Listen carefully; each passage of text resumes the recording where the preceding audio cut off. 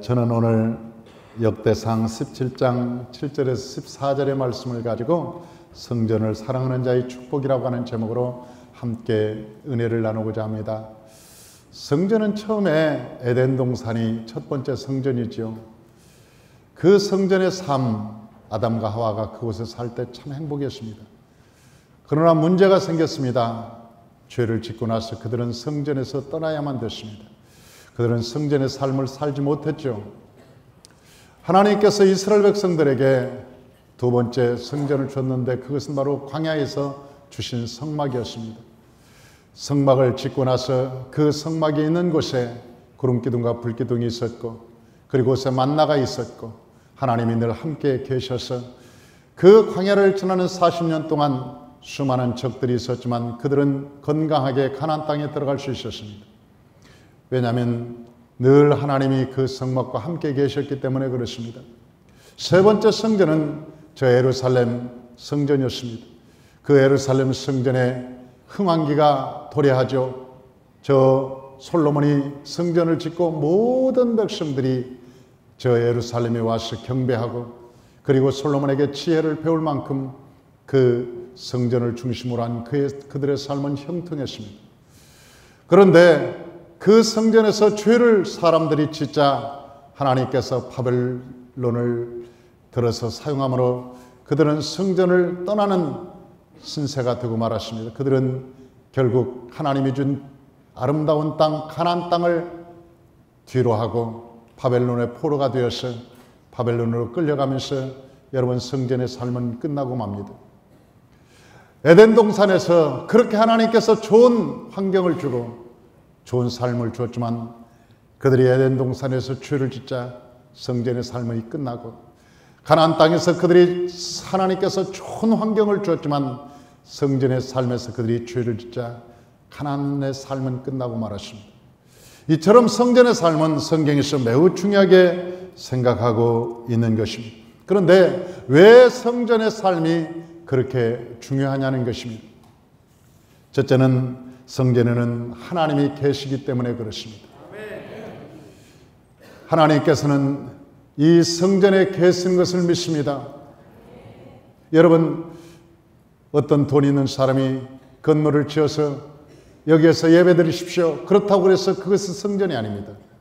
성전이라고 하는 것은 여러분 모든 성도님들이 어린아이로부터 시작해서 어른에 이르기까지 여러분 그 유아로부터 장년에 이르기까지 모든 사람들이 하나님께 예물을 드려서 여러분 지어진 것이 성전입니다. 이 벽돌 하나도 하나님의 백성들이 헌신이 없이는 지어지지 않았습니다. 여러분 저 등 하나도 밝게 빛나는 저 등 하나도 성도들의 헌신이 없이는 여러분 지워지지 않습니다. 이 성전은 사람들이 지은 것이 아닙니다. 이 성전은 바로 하나님의 백성들 뿐만 아니라 하나님을 사랑하는 백성들이 하나님께 예물을 드림으로 말미암아 아버지의 성전이 지어지는 것입니다. 그래서 하나님께서는 사랑이 숨쉬는 곳, 하나님을 향한 마음이 있는 곳, 하나님을 사랑하기 때문에 헌신된 그곳, 그래서 그것을 성전이라고 말하고 하나님은 그곳에 계시겠다고 말씀하는 것입니다. 성막이 지어질 때 저 애굽에서 나온 백성들은 애굽에서 가져온 모든 금을 하나님께 드렸습니다. 그래서 성막이 세워졌습니다. 그 성막 주변에는 언제나 하나님께서 구름기둥과 불기둥으로 그들을 지켜주셨습니다. 그들이 필요할 때마다 하나님께서 하늘에서 만나도 주셨습니다. 때도로 그들이 고기를 먹고 싶다고 할 때 메추라기도 주셨습니다. 수많은 적들이 있었으나 그러나 그 적들이 함부로 할 수 없었던 것은 성막 안에 하나님이 계셨기 때문에 그렇습니다. 여러분 저 여리고성을 돌 때도 성막이 제일 앞장섰습니다. 나팔을 불고 백성들은 그 성막을 뒤따랐습니다. 그리고 그 성막을 돌고 마지막에 소리를 외치자 그 여리고성은 무너져 버리고 말았습니다. 사람들에게 그렇게 얘기하면 전설 같은 얘기죠. 안 믿어지는 얘기입니다. 만약 세상 사람들에게 그렇게 얘기하면 도저히 나는 못 믿겠다고 얘기할 것입니다. 그걸 어떻게 믿냐고 얘기합니다. 어떻게 기도했는데 성막을 메고 돌기만 했는데 어떻게 저 견고한 여리고성이 무너질 수 있느냐고 말할 것입니다. 그러나 하나님께서는 우리에게 말씀합니다. 말씀에 순종하고 성막을 메고 그 여리고성을 돌 때 하나님의 말씀이 이루어졌다고 말씀합니다. 그 말씀이 이루어지는 것은 바로 여리고성이 무너지는 것이었습니다. 여러분, 저 요단 그 강물이 넘치는 몸에 거두는 시기에 하나님께서는 법궤를 짊어지라고 요단강으로 들어가라고 말했습니다. 여러분, 아무것도 짐이 없는 그런 홀몸을 가지고도 요단강에 건너기가 쉽지 않습니다. 왜냐하면 몸에 거두는 시기는 비가 많이 오는 시기고 강물이 범람하는 시기였습니다. 그래서 그걸 건너가기라고는 쉽지 않습니다. 그런데 하나님께서 그들에게 말합니다. 법궤를 짊어지고 강을 건너라고 말합니다. 여러분, 사람의 키가 한 질, 두 질이나 되는 그곳에 그 무거운 법궤를 짊어지고 건너갈 때 많은 사람들은 의심했을 것입니다. 믿음이 없는 사람은 들어가면 죽는다고 말했습니다. 그러나 여호수아는 명령을 내립니다. 하나님께서 말씀하셨다. 법궤를 짊어지고 건너가자. 그리고 그들은 하나님의 말씀에 순종하고 법궤를 짊어지고 그 요단강을 들어갔습니다. 정강이를 찰 때 물은 여전히 흐르고 있었습니다.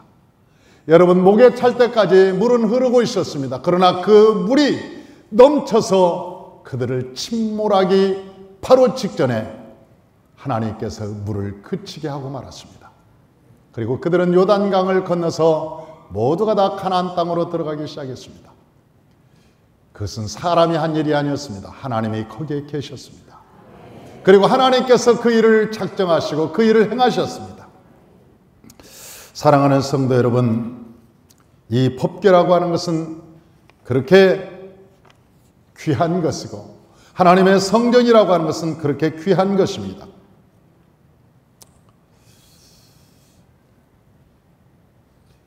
그런데 우리가 인생을 살아갈 때 성전을 잘못 이 성전을 우습게 알았다가 망한 사람도 있습니다. 그 사람은 엘리의 가정이죠. 엘리라고 하는 제사장이 있었습니다. 그런데 그 제사장은 성전을, 하나님이 주신 그 법궤 성전을 40년 동안이나 잘 모시고 있었습니다. 그리고 복을 받았습니다. 자녀들은 지도자가 되었습니다. 그런데 엘리의 가정에 문제가 생겼습니다. 왜냐하면 자녀 교육을 잘못 시킨 겁니다. 나중에 그 자녀들이 범죄하기 시작합니다. 사무엘상 2장 12절 우리 주보에 보면 두 번째 단락에 둘째 성전을 잘못 섬긴 엘리야의 가정, 거기에 나와 있습니다. 사무엘상 2장 12절 우리 다 같이 한번 읽어보죠. 엘리의 아들들은 행실이 나빠 여호와를 알지 못하더라 그랬습니다. 사무엘상 2장 17절 우리 다 같이 한번 읽어봅니다. 이 소년들의 죄가 여호와 앞에 심히 크면 그들이 여호와의 제사를 멸시함이었더라. 사무엘상 2장 22절 23절 다 같이요. 엘리가 매우 늙었더니 그의 아들들이 온 이스라엘에 향한 모든 일과 회막문에서 수종드는 여인들과 동침하였음을 듣고 그들에게 이르되 너희가 어찌하여 이런 일을 하느냐 내가 너희의 악행을 이 모든 백성에게 듣노라 그렇게 얘기합니다. 그러니까 소문이 많이 났습니다. 요즘 뉴스에 아주 빅뉴스가 있죠. 사성 장군이 그 사병을 아주 괴롭혀서 지금 뉴스가 되고 있습니다. 그 부인이 갑질을 많이 한 거죠. 세상에 나는 뉴스를 보면서 깜짝 놀랐습니다. 자기가 되고 있는 그 사병에게 자기 아들도 군인인데 그 군인이 휴가 나왔을 때 그 아들을 모시라고 운전도 시키고 심부름도 시키고.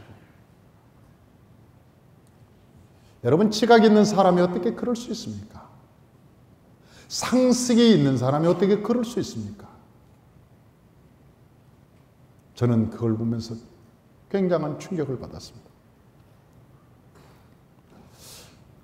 국방부 장관이 경고를 했다죠. 당신 아내를 잘 관리하시오. 소문이 자자합니다. 얼마나 소문이 났으면 국방부 장관이 알 정도로 소문이 났겠습니까? 국방부 장관도 그 소문을 들었던 거예요. 그래서 불러다가 우리나라 군 3위, 서열 3위, 별 4개면 여러분 대단한 겁니다. 하늘의 별 따기라고 하는 것은 하늘의 별 따기라고 그러잖아요. 별을 따려면 굉장히 대단한 겁니다. 그런데 당신의 아내를 관리하세요. 소문이 자자합니다. 남편이 말했겠죠. 당신 좀 조용히 조심해야 되겠어. 당신이 좀 조용히 조심해야 되겠어. 이런 소문이 들려. 그때 부인이 아 그래요? 죄송해요. 잘못했습니다. 아니면 내가 실수한 것 같네요. 그리고 깨닫고 그 행동을 바꿨더라면, 그의 삶의 행위를 바꿨더라면 이런 수치를 당하지 않았을 것입니다. 당신이 뭔데? 당신이 나한테 뭐 잘해준 게 있다고? 나한테 잔소리야. 나한테 칭찬하는 사람들이 얼마나 많은데 당신은 왜 나한테 꼭 그래? 나는 그 아내도 문제라고 생각해. 계속 남편의 말을 무시하고 짓밟아버리고 네가 뭔데 나한테 명령이야. 그런 행동을 계속 행함으로 결국 그 남편의 삶을 짓밟아버리고 말았습니다. 자기가 짓밟은 그 남편의 삶, 그의 모든 국민들 앞에 짓밟히고 말았습니다. 차라리 올라가지 않았더라면 좋았을 걸. 어디 산속에 둘이 살았으면 한 사람이라도 짓밟히고 말았을 것을. 사람이 올라가면 올라갈수록 참 조심해야 되는 것이죠. 사람이 크면 클수록 여러분 굉장한 주의를 해야 되고, 백성들을 다스리는 것보다 자기 다스리는 게 더 힘든 거예요. 나의 삶을 다스릴 줄 아는 거, 내 주변을 다스리는 거 매우 중요한 것이죠. 나는 그 사성장군을 보면서 많은 생각을 했습니다. 소문이 다 났습니다. 소문이 다 났습니다. 오늘 본문에 보니까 엘리의 모든 소문이, 엘리의 자녀들의 소문이 다 났습니다. 그런데도 불구하고, 그 소문을 들었음에도 불구하고 엘리가 자식들을 안 가르쳤다는 거예요. 오늘 본문에 이렇게 나와 있습니다. 사무엘상 2장 29절 주보에 한번 보십시다. 사무엘상 2장 29절 다 같이 한번 봉독합니다. 아들을 하나님보다 더 사랑하였다. 3장 13절 아들들이 저주를 자청하되 금하지 아니하니라. 아들들이 저주를 자청하되 금하지 아니하니라. 그렇게 기록되어 있습니다. 그것이 하나님의 방법이 아닌 것을 알고도 놔뒀다는. 괜찮아. 너는 어렸으니까 괜찮아. 너는 어리니까 괜찮아. 하나님 말씀 네가 크면 너도 할 거야.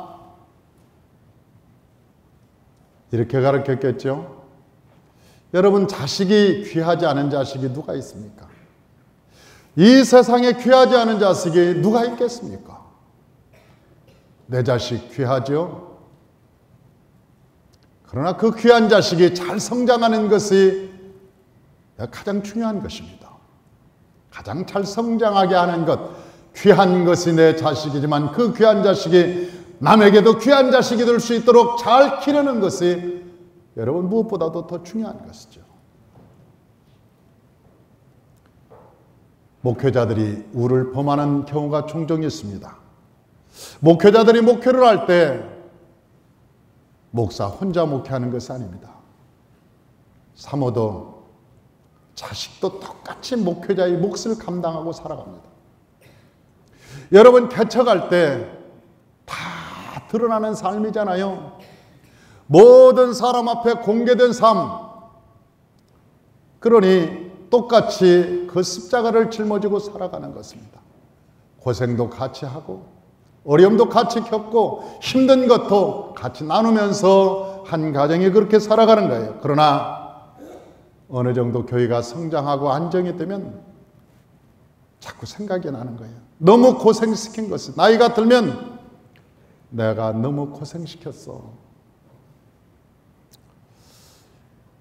자꾸 보상 심리가 생각이 나는 거예요. 좀 잘해주고 싶다. 옛날에 너무나 고생시켰으니까 좀 잘해주고 싶다. 그런 보상 심리가 사람에게 생겨요. 그래서 조금 잘못하는 것도 넘어가려고 합니다. 옛날에는 왜 수 없었죠? 옛날에는 도저히 그 용납이 안 되는 것이죠. 그러나 세월이 가면서 용납을 해주고 넘어가고, 때로는 싸우기 힘드니까, 싸우기가 너무나 힘드니까 그래 알았어 눈 감아주는 것도 있고. 여러분 옛말에 바늘도둑이 소도둑 된다는 말이 있습니다. 시작은 매우 작은 것으로부터 시작했지만 그러나 나중에 결과는 굉장히 우리가 감당할 수 없을 만큼 커져버리고 맙니다. 그 사성장군이 처음부터 그랬겠습니까? 그의 아내가 처음부터 그랬겠습니까? 안 그랬겠죠. 어느 날 한번 해봤으니까 괜찮으니까, 말을 잘 들으니까 하나하나 습관이 되면서 그 영역이 넓어졌겠죠. 너무나 위험한 것입니다. 여러분 단 순수하게 목회자의 가정만 그러겠냐는 거죠. 우리 믿는 사람들도, 우리가 예수 믿는 사람들 정말 힘들 때는 기도했습니다. 정말 힘들 때는 하나님께 헌신하고 충성했습니다. 말씀도 순종했습니다. 그런데 어느 날 내 삶이 조금 부유해지고 살만하고 아쉬운 소리 하나 할 때가 되고 좀 넉넉해지고 그런다 싶으면 목사님의 말도 우습게 들리고, 교회가 이 교회뿐이 없는가? 마음에 안 들면 다른 데로 가면 되지. 좀 불편해. 자기 마음, 내 마음에 맞춰서 성경적이 아닌데도 불구하고 자꾸 자기 마음에 중심이 되는 거예요. 자기가 하나님 스스로 하나님의 자리에 올라가는 거예요. 내 마음에 맞는 교회, 내 마음에 맞는 설교, 내 마음에 맞는 분위기. 언제적부터 그랬다고?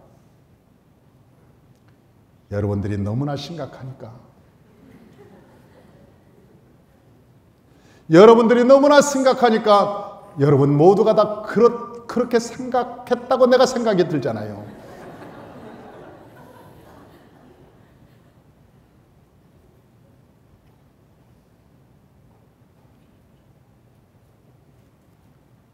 어려울 때는 천부의 의지 없이 손들고 옵니다. 정말 힘들 때는 주님의 은혜면 족합니다. 주님의 사랑이면 만족합니다. 주님은 나의 전부입니다. 나의 모든 것이었습니다. 무엇을 시켜도 순종하고, 무엇을 시켜도 감사할 줄 알고, 무엇을 해도 기쁠 줄 알고, 무엇을 해도 행복할 줄 알고.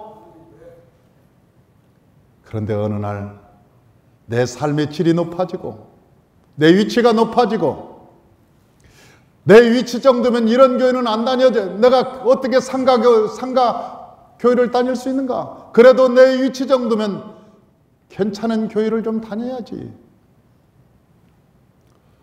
주변에 나와 좀 말이 좀 통하는 데가 있는,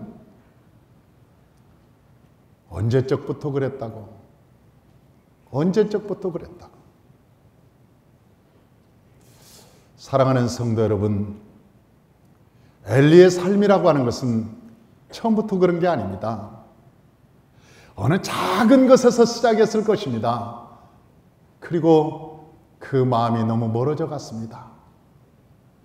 그리고 하나님의 말씀에 빗나가는데도 불구하고 용납해버리는 내 마음에 관용이 생겼습니다. 하나님은 그렇지 않은데 내가 그렇다고 생각하는 내 관용이 넓어졌습니다.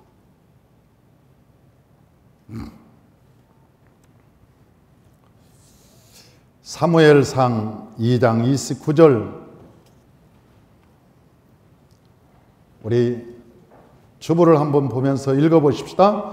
너희는 어찌하여 내가 내 처소에서 명령한 내 재물과 예물을 밟으며 내 아들들을 나보다 더 중히 여겨 내 백성 이스라엘이 드리는 가장 좋은 것으로 너희들을 살찌게 하느냐. 3장 13절, 내가 그의 집을 영원토록 심판하겠다고 그에게 말한 것은 그가 아는 죄악 때문이라. 이는 그가 자기 아들들이 저주를 차청하되 금하지 아니하였습니다. 하나님의 길을 벗어난 걸 알면서도 금하지 않았다는, 괜찮아. 지가 하나님이 되어서 용서해 줬다는 거야. 괜찮다고. 언제부터 자기가 하나님의 자리에 올라갔는지. 그러면서 오늘 본문에 이렇게 얘기합니다. 사무엘상 3장 14절 다 같이요. 그러므로 내가 엘리의 집에 대하여 맹세하기를 엘리 집의 죄악은 제물로나 예물로나 영원히 속죄함을 받지 못하리라 하였노라 하셨도다. 오늘 본문에 보니까 우리가 예물을 드려서 속죄함을 받는 경우도 있습니다. 우리가 잘못을 했을 때, 하나님께 죄를 지었을 때 속죄제라는 게 있습니다. 하나님, 내가 예물을 드립니다. 나의 허물과 죄를 용서해 주옵소서. 그래서 예물을 드려서 속죄함을 받는 경우가 있습니다. 사람에게 잘못했을 때 속건제를 드려서 예물로 이 죄사함을 받는 경우가 있습니다. 그런데 무서운 것은 예물로도 안 되는 죄가 있다는 거야. 아무리 천만금을 하나님께 드려도 돈으로 해결되지 않는 문제가 있다는 거야. 영원히 속죄할 수 없는 죄. 그 죄는 바로 엘리 집안의 죄였습니다. 너의 죄는 그 어떤 예물이나 제물로도 그건 속죄함 받을 수 없는 죄니라. 성경은 우리에게 그렇게 말하죠. 성령을 회방한 죄. 이 세상에서 하늘나라 들어가지 못할 죄가 있습니다. 그것은 예물로도 제물로도 속죄함을 받을 수 없는 죄가 있습니다. 그래서 우리는 모세오경을 하는 것입니다. 우리가 훈련을 받는 이유가 그겁니다. 사람들은 설교만 듣고 여러분 지나가고 모릅니다. 그것은 무엇인지를 몰라요. 그냥 자기 생각대로 이것은 하나님이 기뻐하겠지, 아니면 하나님은 이렇게 생각하실 거야, 내가 이렇게 생각하는데 이게 맞을 거야. 모든 것이 자기 중심적이죠. 자기가 판단해서 행동도 마음도 길도 자기 중심적인 경우가 참 많습니다. 그러나 하나님께서 오늘 본문에 얘기하는 거예요. 이 예배라고 하는 것은 굉장히 중요한 것입니다. 가인이라고 하는 사람은 예배를 잘못 드려서 하나님께 여러 번 쫓겨났습니다. 함이라는 사람은 예배를 잘못 드려서 쫓겨났습니다. 여러분, 성경에 보면 예배를 잘못 드려서 쫓겨난 사람들이 참 많습니다. 예배는 시간 땡쳐서 왔다가 땡칠 때 가는 게 예배가 아닙니다. 그건 땡치기입니다.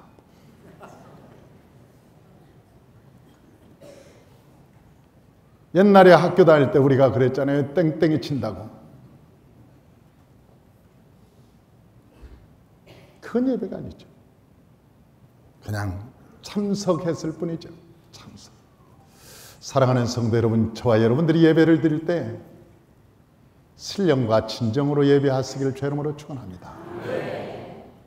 적어도 예배 드릴 때 20분 전에 와서 찬송 준비하고 주보도 다 한번 읽어보고 어떻게 오늘 하나님이 주신 말씀이 무엇인가 주보를 쭉 읽어보면 오늘 목사님 설교가 이렇게 되겠구나.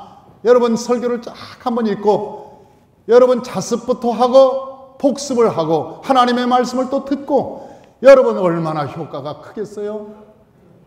헐레벌떡 와가지고 성경도 찾기가 어려워서 역대상 그러면 신약에서 찾아요. 신약에서 있나? 아무리 찾아도 여러분 역대상이 안 나오네. 고민하다가 목사님이 하나 더 만드셨나 보다. 역대상을 하나님 목사님이 쓰셨나 보다. 그리고 넉넉히 있다가 설교가 끝나면 집에 가는 거죠.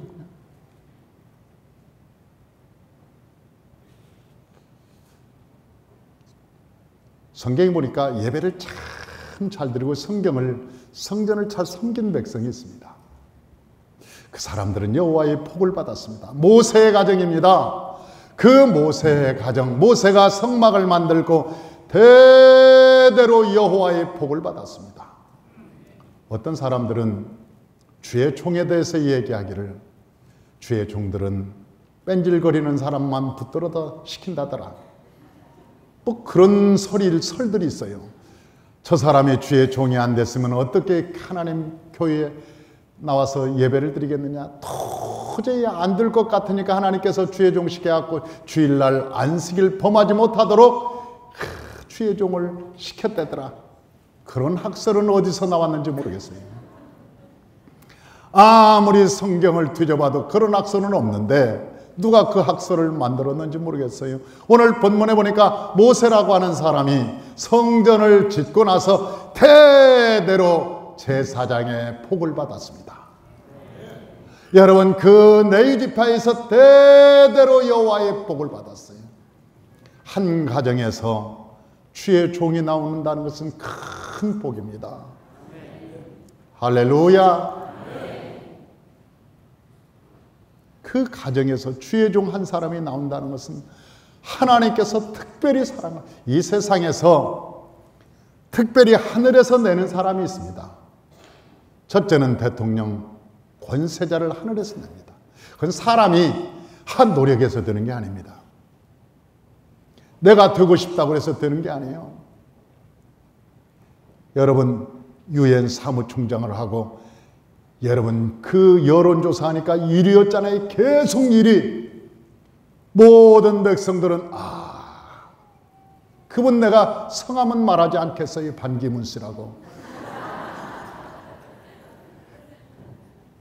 그런데 와서 얼마 있지 않아서 여러분 있을처럼 사라지잖아요. 안 되는 거예요.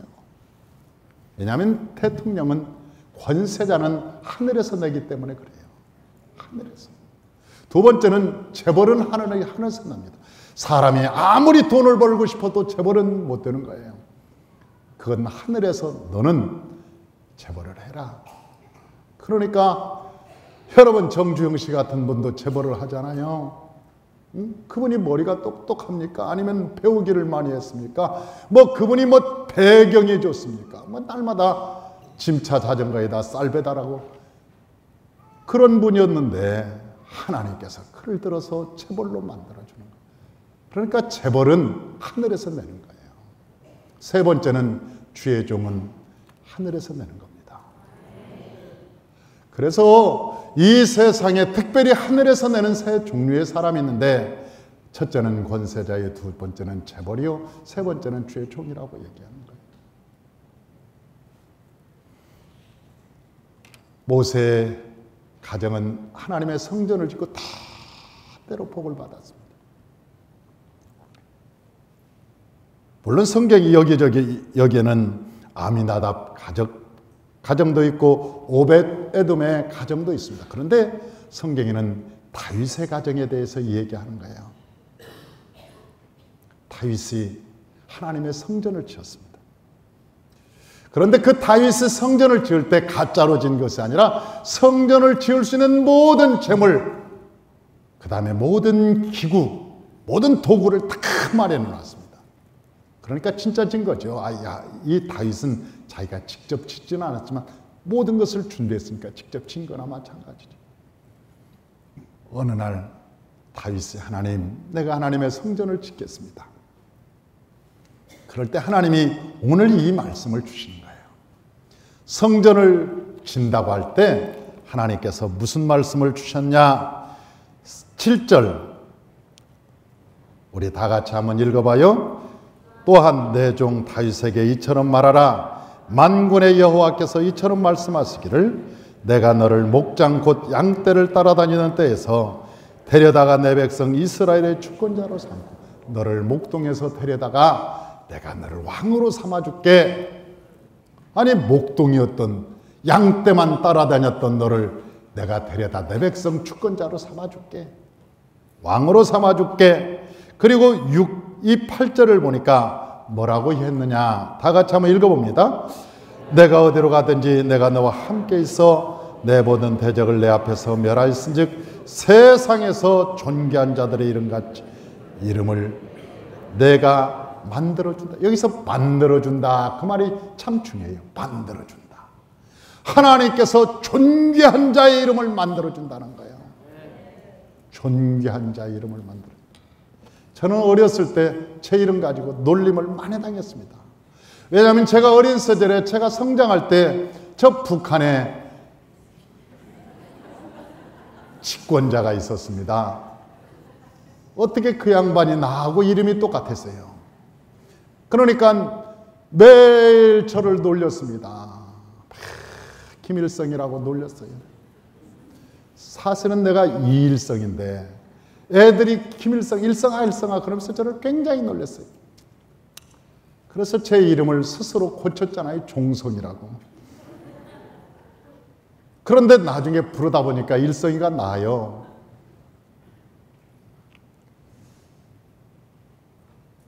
이름이 너무 커서 이름이 안 좋다고 옛날에 예수 안 믿을 때 점쟁이들한테 가면 이름이 너무 커서 그 이름에 사람이 눌린다고 이름을 바꾸라고. 그래서 또 그 점쟁이가 지어준 이름이 있었습니다. 승용이라고.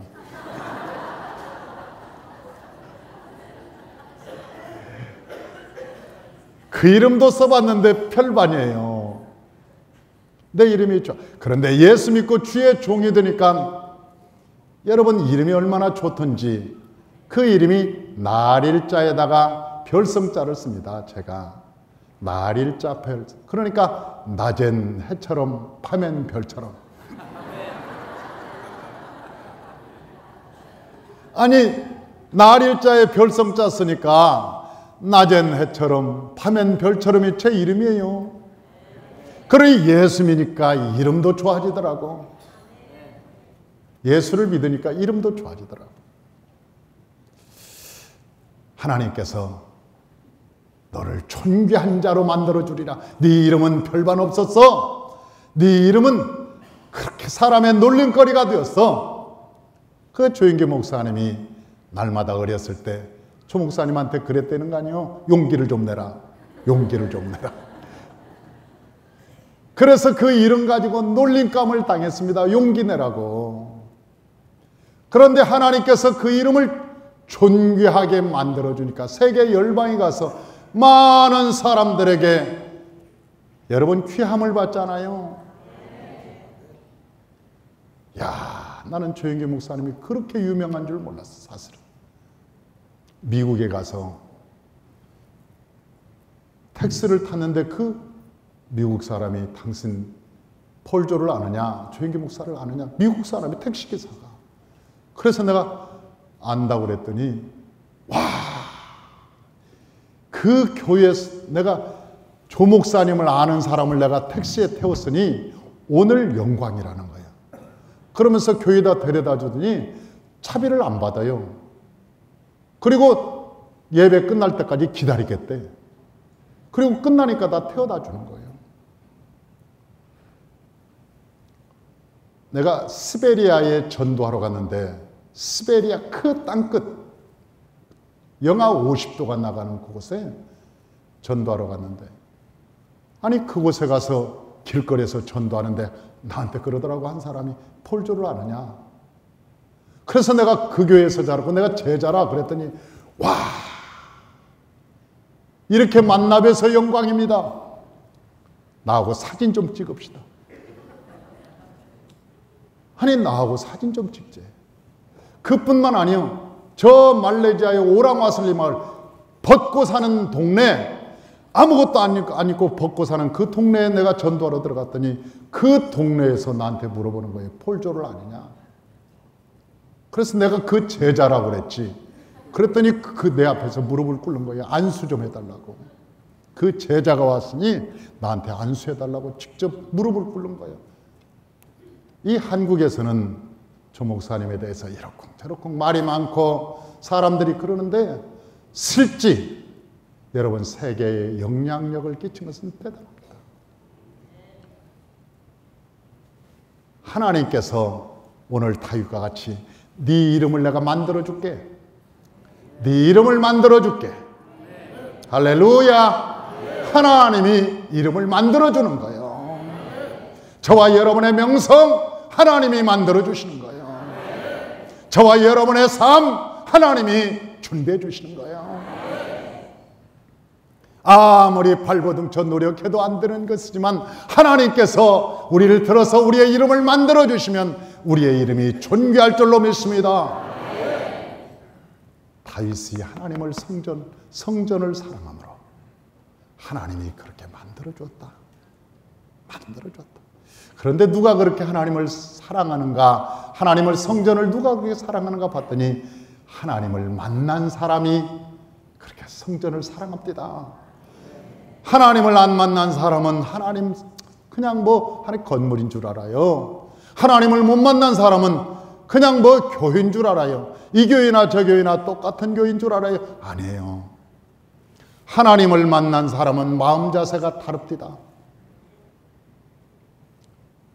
우리가 여러분 신앙생활하다 이 3단계 신앙생활 있잖아요. 성전은 3단계로 되어 있잖아요. 성전이 처음에는 뜰, 그 다음에 성소, 그 다음에 지성소. 그 우리 신앙생활하고 똑같아요. 성소는 이 뜰은 날마다 거기다 죄사함 받고 예수 믿으면서도 죄를 짓고 다시 회개하고 성전에 들랑달랑하면서 거기서 물 씻고 회개하고 씻고 그러고 다 끝나는 거예요. 평생. 그래 뜰의 신앙이라고 얘기해요. 그런데 성소, 거기 휘장을 열고 들어가면 성소가 나와요. 그런데 그 성소에 들어가면 등대가 있습니다. 등대. 그러니까 그 신앙 한 단계가 뛰어넘으면 그 사람은 성령의 인도함을 받는 거예요. 옛날에는 세상말 팍팍 했던 사람도 이제는 세상말 하지 않고 하나님의 언어를 사용하는 거예요. 하나님의 언어. 여러분 성령의 인도함을 받고 그 다음에 떡상이 있는데 그 떡상에서 말씀으로 살고 그리고 향단에서 기도하는 삶. 성소에는 3가지가 있습니다. 하나는 등대, 떡상, 그 다음에 향단. 그래서 성령의 인도함을 받아서 말씀으로 기도로 살아가는 것이 성소의 삶입니다.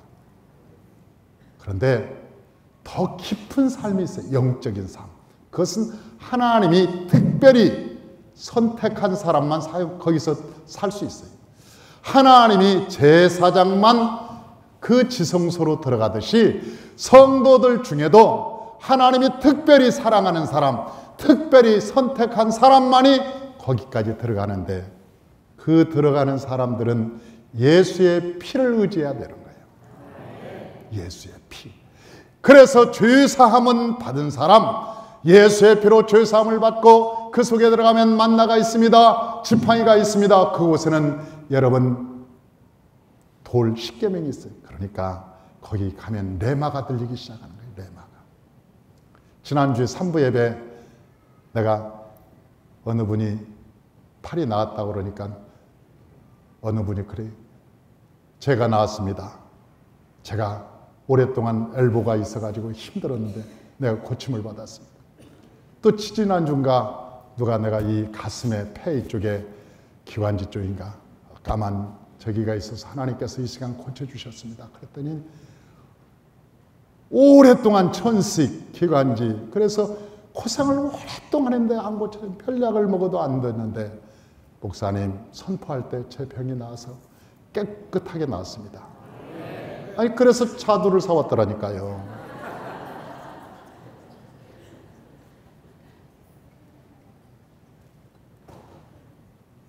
하나님께서 우리를 사용할 때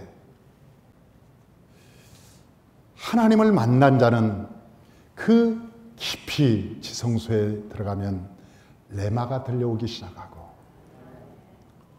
하나님의 예수 말씀, 예수가 내 안에 계시고 그 다음에 권능의 능력이 따라다니는 거예요. 말을 뱉으면 이루어지는 역사가 나타나고 말을 선포하면 기적이 일어나고 할렐루야! 그런 역사가 일어나는 거예요.